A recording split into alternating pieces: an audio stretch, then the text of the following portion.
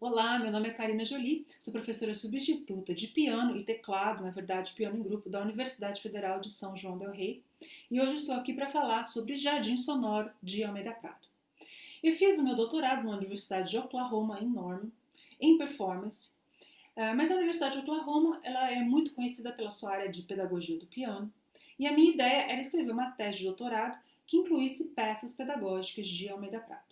Eu telefonei para ele, expliquei a situação e ele falou que ele não tinha peças mais fáceis ou que pudessem ter um cunho pedagógico, sugeriu que eu escrevesse sobre outras coisas e a conversa terminou por aí.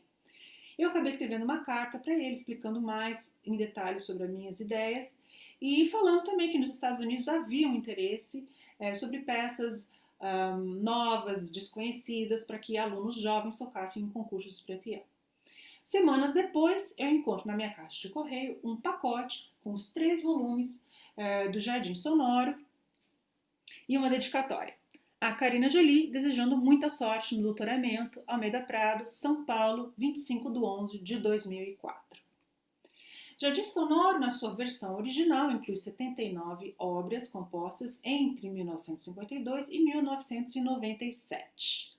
Em 2004, quando Almeida Prado estava revisando para enviar as cópias para mim, ele inseriu uma pecinha chamada Abendstück que ele compôs em 2004. E ele me falou para inserir essa peça, porque as folhas estavam soltas no encadernamento, pediu para inserir no encadernamento e falou que eu poderia então colocar aqui obras compostas entre 1952 e 2004.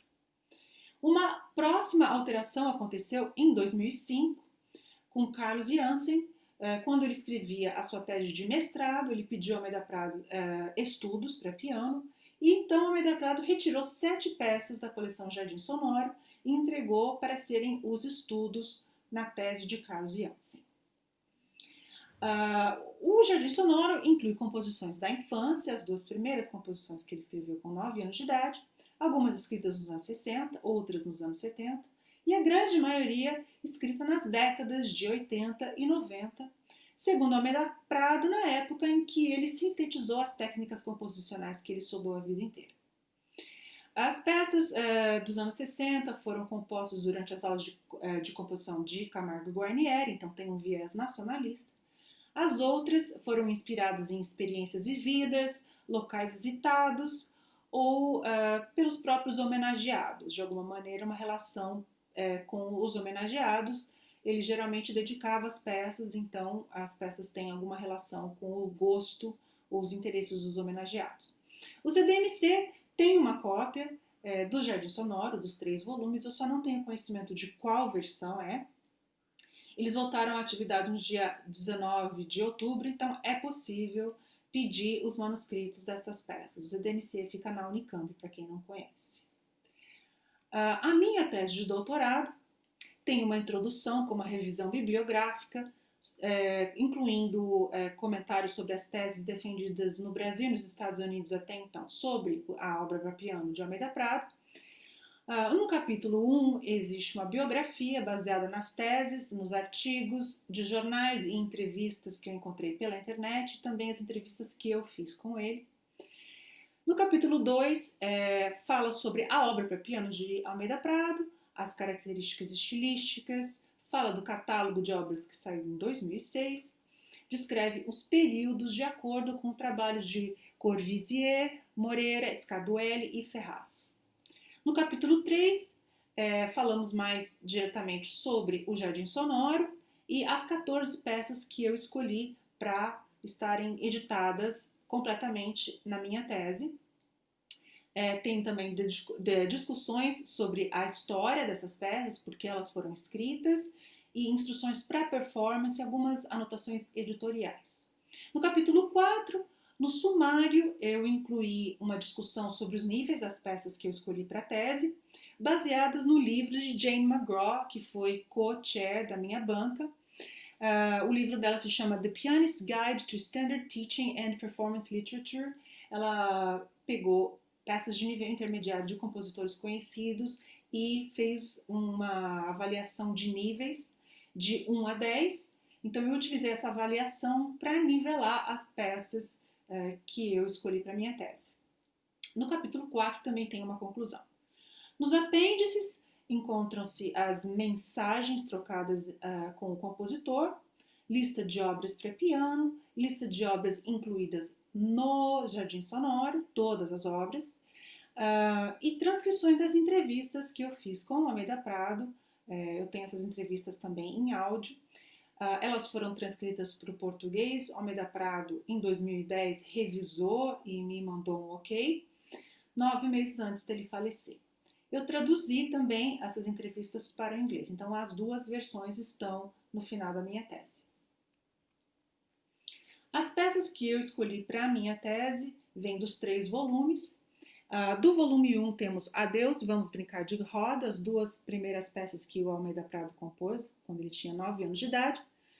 14 variações para piano sobre um tema afro-brasileiro e peças brasileiras número 4, número 5, são peças que ele compôs quando era aluno de Camargo Guarnieri, com viés nacionalista. A Abendstück, aquela peça que ele incluiu em 2004.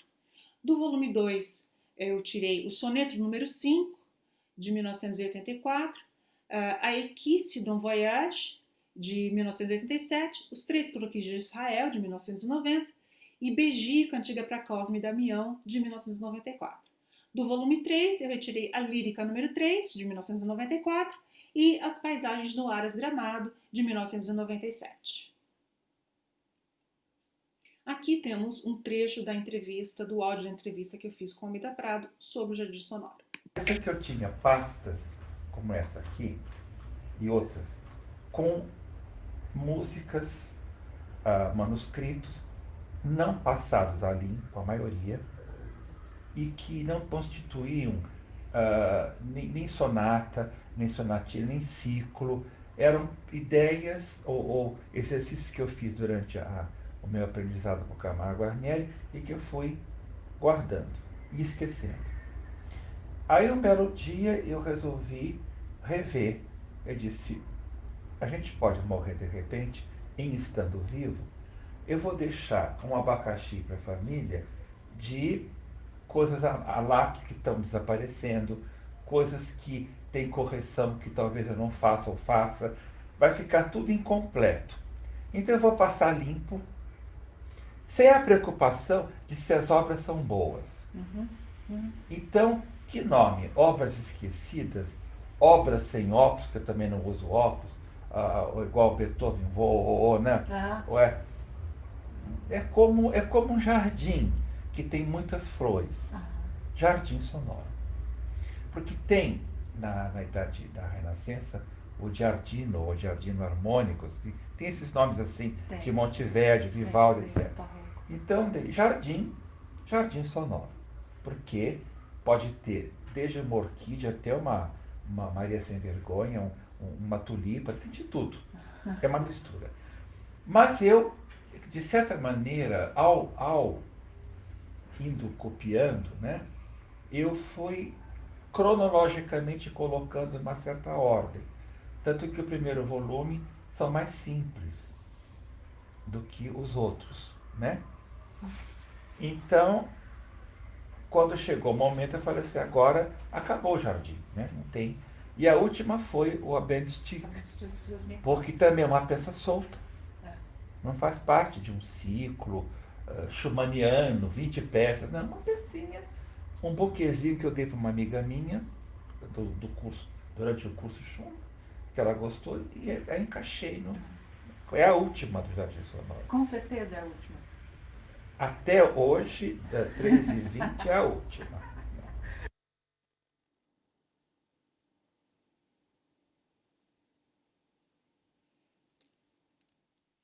Agora eu vou falar sobre algumas peças que eu selecionei para tocar para vocês hoje, começando pela Abendstück, que foi aquela última peça inserida no ano de 2004. Um detalhe interessante na partitura no manuscrito é que ele escolheu um papel com pautas largas e grandes, demonstrando que ele já estava tendo dificuldades para enxergar nesta época. Como ele disse na gravação, essa peça foi dedicada a uma amiga, Maria Teresa Russo, logo após o término de um curso sobre Schumann que ele deu na Casa do Saber em São Paulo. Ele também afirma que essa peça foi inspirada pela Fantasiestuck Opus 12. Ela apresenta 3 seções, um motivo de 2 notas ligadas na mão direita, enquanto a mão esquerda apresenta tríades que movem-se cromaticamente em ritmo sincopado. Ele dizia que essa peça não é nem atonal nem tonal, mas ela contém suspensões típicas de música tonal e a coda chega a um acorde de Mi maior no final. Em relação aos aspectos técnicos, então, existe o cruzamento da melodia com a mão direita sobre a mão esquerda, o controle da sonoridade, especialmente do acompanhamento, que apresenta então o ritmo sincopado e sonoridades mais leves, o voicing do cromatismo precisa ser enfatizado também, e existe uma área central com quialtres de 5, que podem talvez ser um pouco desafiantes para um pianista pouco experiente.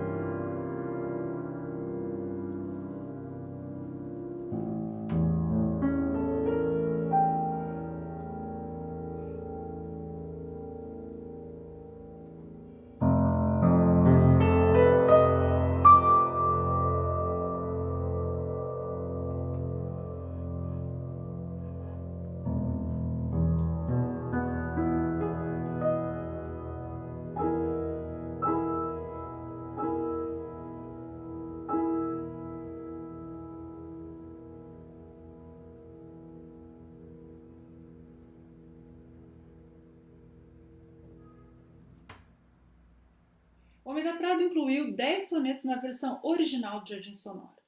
Nos anos de 1999 e 2000, ele escreveu outros 2 sonetos, que ele numerou 11 e 12. Um foi dedicado a Marcelo Spínola, que foi aluno de graduação em piano da Unicamp, e o outro foi dedicado a Clodovil, que tinha um programa de TV. O Almeida conta que Clodovil chegou a anunciar no ar que recebeu de presente uma partitura dedicada a ele, do compositor Almeida Prado, e ele ia pedir para o pianista tocar a peça num programa futuro. Só que o programa foi interrompido, não voltou mais, saiu do ar e a peça não foi tocada. Quando o Almeida estava revisando a versão final de Jardim Sonoro em 2004, ele resolveu também retirar os sonetos número 9 e 10, porque ele achava que eles não condiziam com o nível dos outros sonetos.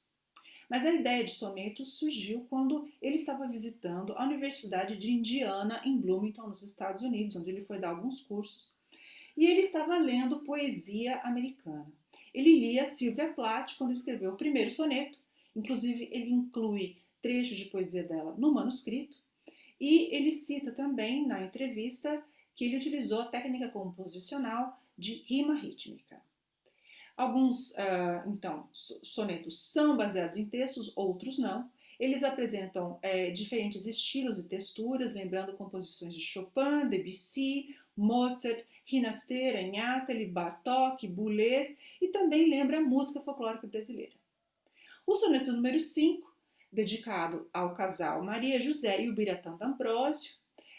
Na verdade, o Biratã foi vice-reitor da Unicamp entre os anos de 1986 e 1990. Segundo Prado, ele gostava muito de valsa seresteira, então ele inclui valsas, trechos de valsa no soneto número 5, E uma peculiaridade desse soneto são momentos em que ele inclui cordas soltas do violão, sonoridade de cordas soltas do violão, uma característica encontrada em obras de Rinasteira e em Atali. E essas cordas soltas também aparecem em afinações diferentes, interrompendo a dança da valsa.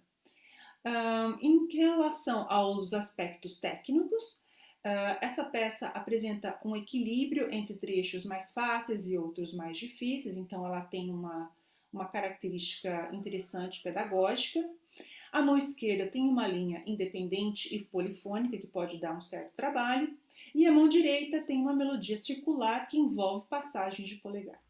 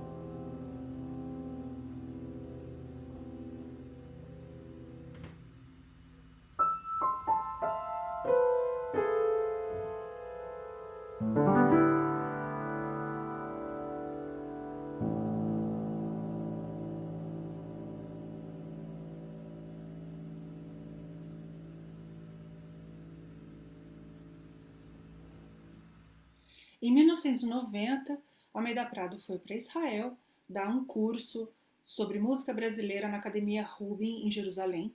E lá ele visitou o país, visitou vários lugares e acabou escrevendo algumas peças inspiradas pelos lugares que ele visitou.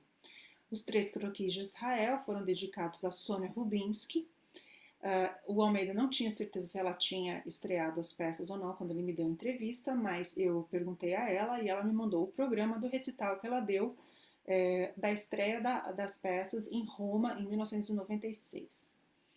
As 3 peças começam com o Yam Kinneret, que é, na verdade, o nome dado ao Mar da Galileia, que é um lago enorme no centro do país.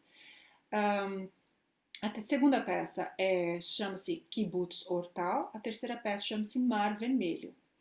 A primeira peça que eu vou mostrar para vocês hoje, ela reflete as ondas do lago através de um ostinato na mão esquerda e também ela tem métrica livre, não tem fórmula de compasso.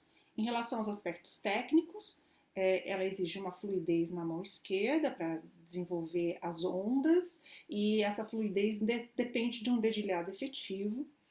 A mão direita tem umas fusas que na verdade são ornamentos escritos, então exigem uma agilidade de dedo. E a questão do controle do pedal também é bastante importante nesta peça para não embolar as coisas, ao mesmo tempo que existe também uma reverberação.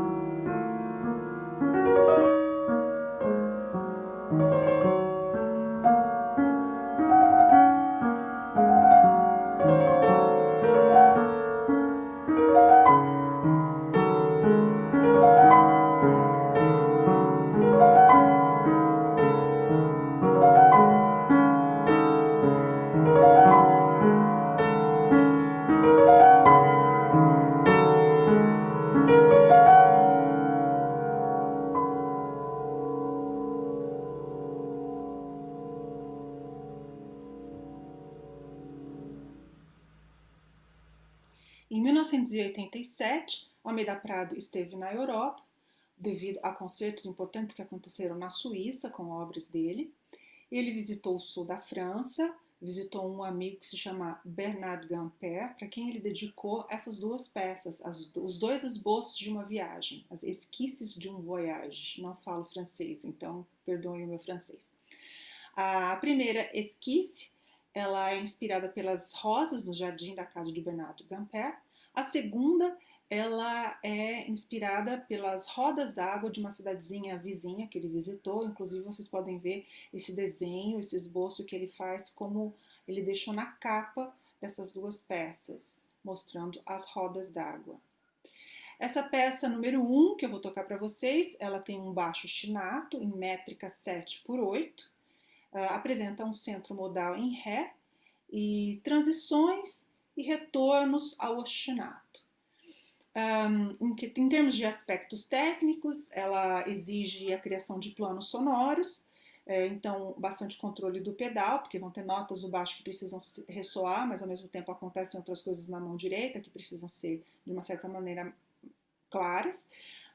Existe uma melodia arpegiada, pedindo passagem de polegar, saltos, inclusive em sonoridades mais leves, dinâmicas de pianíssimo, então tem que tomar bastante cuidado com o controle de som, polirritmia, a métrica irregular de 7, notas duplas na mão direita, em intervalos diferentes e às vezes com alguns saltos, e essa parte central que ele colocou lumineux, luminoso, é um trecho de figurações não muito intuitivas.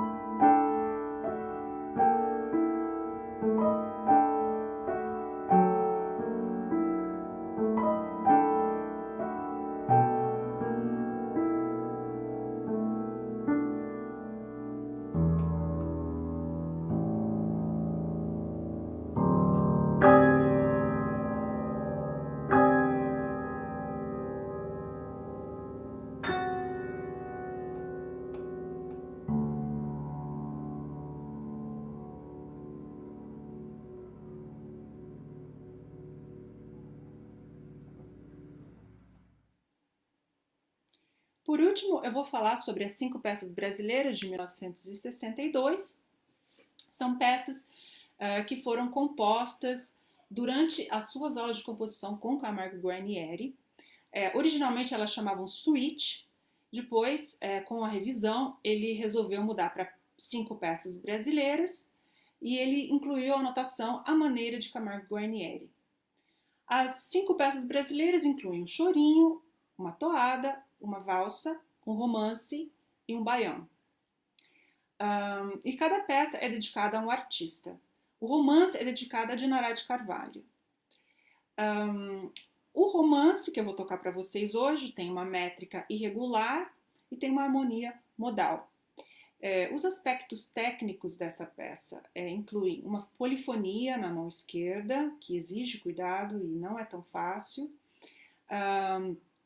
aberturas bastante grandes, a mão de Almeida Prado era grande, então as aberturas são grandes, cruzamentos de mão com melodias trocando de mão e uma sonoridade bastante apurada, limpa, e então exige um cuidado com a pedalização.